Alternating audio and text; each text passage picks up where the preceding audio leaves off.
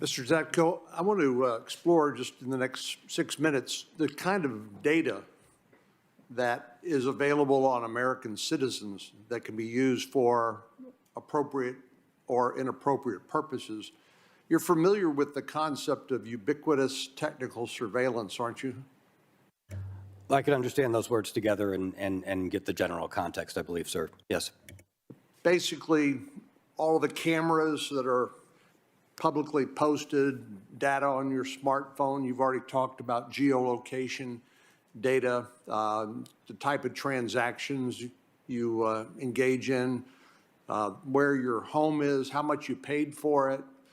Even Google Earth may have taken a picture of your home or your place of business. So there's already huge volumes of data available for whatever purposes, even above and beyond what social media collects, correct?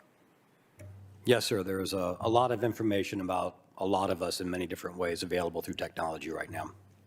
And I dare say, I bet most Americans just can't fathom the volume of data, and that's without even getting to things like social media. For example, in 2015, I think it was, there was a hack of the Office of Personnel Management records. I think it was 22 million records of government employees, including their applications for security clearances, was hacked reportedly by the People's Republic of China. And then if people decide that they want to figure out their family ancestry and use one of the DNA testing companies, my understanding is much of the testing is outsourced to places like China, where obviously it's not secure from Chinese government access. And so when we're talking about the privacy concerns of Americans, this is not just limited to platforms like Twitter and social media, correct? That is correct, sir. I was informed I was in that OPM database and that my information and my security clearance information was collected as well. And turning to Twitter, you've already talked about the lack of what I would call protection from insider threats in the intelligence community. If you're working in the intelligence community, they have logging protocols that will determine who accesses what information, correct, so it can be audited later on to determine whether there had been inappropriate access. That's the sort of protocols or mechanisms that were not available at places like Twitter when you worked there, correct? Yes, sir, correct. And so anyone who could get access to that information could, on top of all the information that I asked you about earlier outside of social media, if you look at the cumulative data picture, is that the kind of information that foreign governments like the People's Republic of China are regularly accessing for their purposes? I can't say whether they are regularly accessing. I don't have that direct information. I am aware that some people and organizations have gotten very good at cross-indexing across very large amounts of data collected on numerous people from various sources, OPM, medical, et cetera. Twitter would be a very decent contribution to that multi-source collection.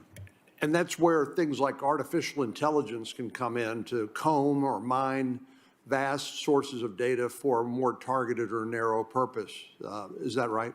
The ability to collect and mine, yes, has been augmented by modern AI techniques.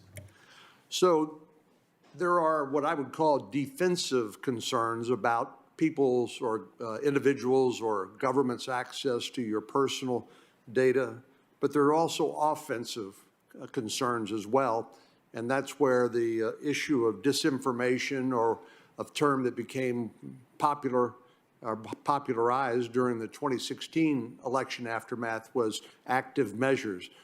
These are efforts by foreign governments, perhaps foreign intelligence services, to actively create a narrative or a message that is essentially propaganda by this foreign government that can be used to try to influence American public opinion. Is that accurate? Yes, sir, not just American, that has happened worldwide, such as Myanmar, and in 2018, Facebook acknowledging that the disinformation campaigns on their platform contributed to genocide.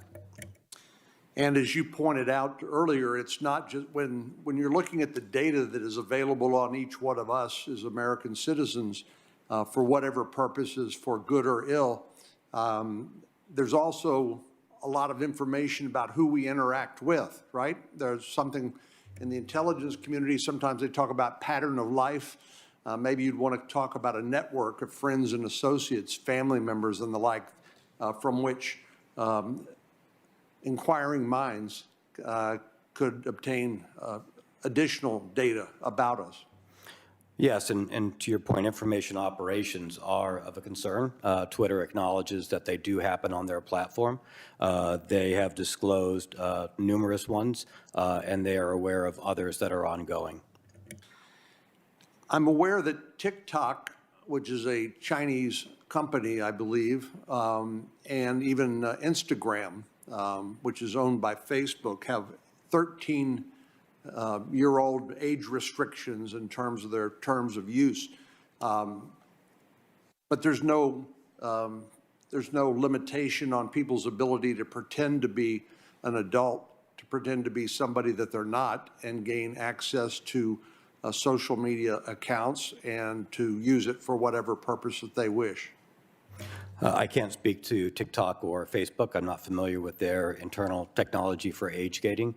I do know that that was a challenge at Twitter, and from what I was told, the majority of age gating was voluntary self-reporting of what your age was.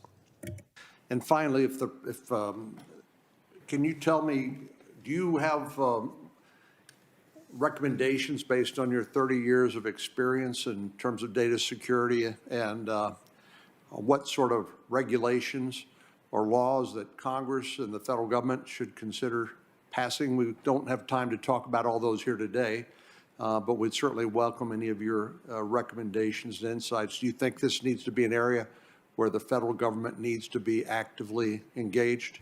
Yes, sir, I do. I'd be happy to supplement my written report. Thank you. Thanks, Senator Cornyn. Senator Hirono. Thank you, Mr. Chairman. Thank you for coming to testify, Mr. Zacco.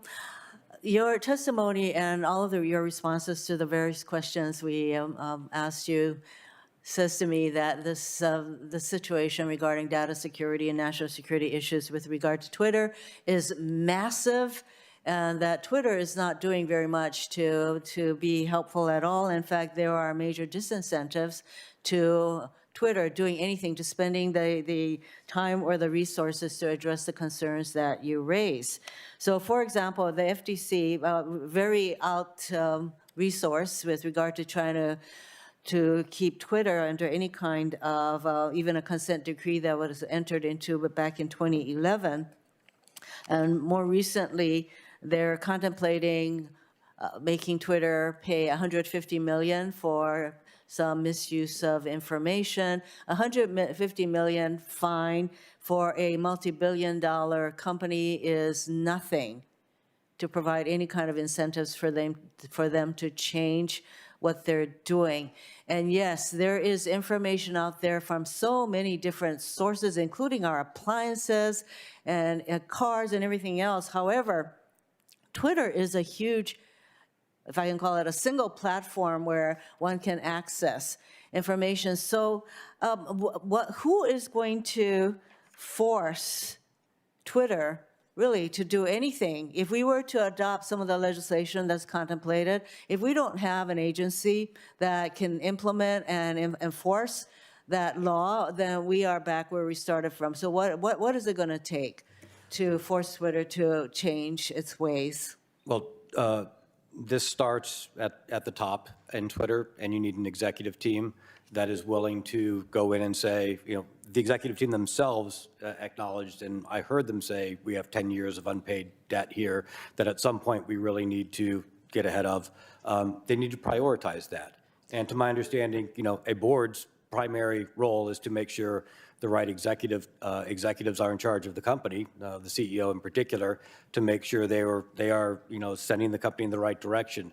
This needs to be a long-term incentive rather than short-term incentives for the companies, because the short-term incentives just mean that they're going to tactically run from fire to fire and not actually pay down debt for a long-lived, valuable company. So your description of Twitter, though, is they're mainly focused on the short-term monetary incentives. Who's going to force them to look at the long term? Do people need to go to prison? I mean, what do we need to do to get Twitter to, at least, from what you're telling me, they cannot even identify foreign agents in their midst? Yes, ma'am. And, to be blunt, some foreign agents will probably be pretty good and difficult to identify, but some were, in this case, not. And they're only, to my awareness, being identified when they're brought to them. They're not even attempting to. I think holding people accountable is a good start. I think that is something that people are concerned of. But you can only hold people accountable if you can measure and quantify what their targets are and what changes need to happen. And if you say, such as what I saw, Twitter needs to have a mature software security program, that's a very ambiguous and qualitative term. So holding accountability and setting quantitative goals and standards that can be measured and audited independently